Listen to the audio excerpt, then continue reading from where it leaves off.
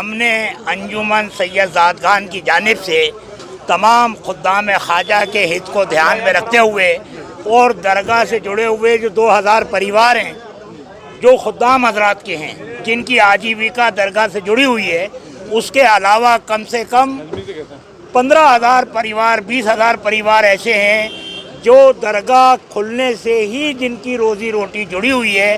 तो हमने अपनी तरफ से पुरज़ोर तरीके से ये बात रखी है कि दरगाह को खोला जाए। कुछ लोगों का ये कहना है कि 31 जुलाई तक धार्मिक स्थल बंद रहे हैं, लेकिन हमने उसके ऊपर ये कहा कि हमसे 20 मार्च को जब दरगाह खाली कराई गई थी तो 31 मार्च तक के लिए कहा था। हमने लोगों से पालना करवाई, लोगों ने हमारी बात को माना और बखूबी पालना की। उसके बाद में प्रधानमंत्री जी ने 14 अप्रैल का कहा, लोगों ने उसको भी माना। करते करते ये 30 जून तक बात आ गई, तो आज तक हम पालना कराते आए हैं।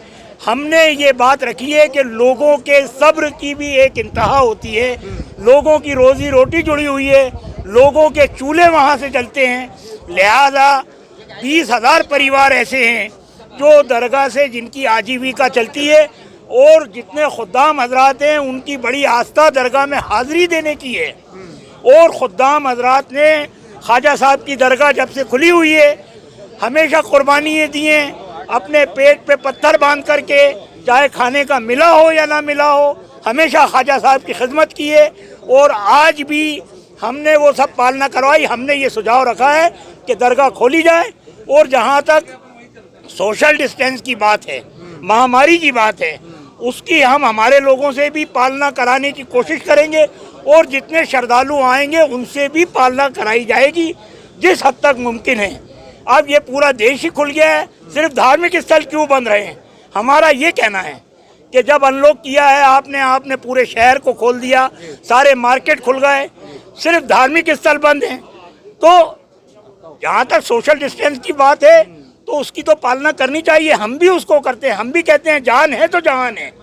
लेकिन लोगों की जो आजीविका है उसको कैसे नज़रअंदाज कर सकते हैं आप?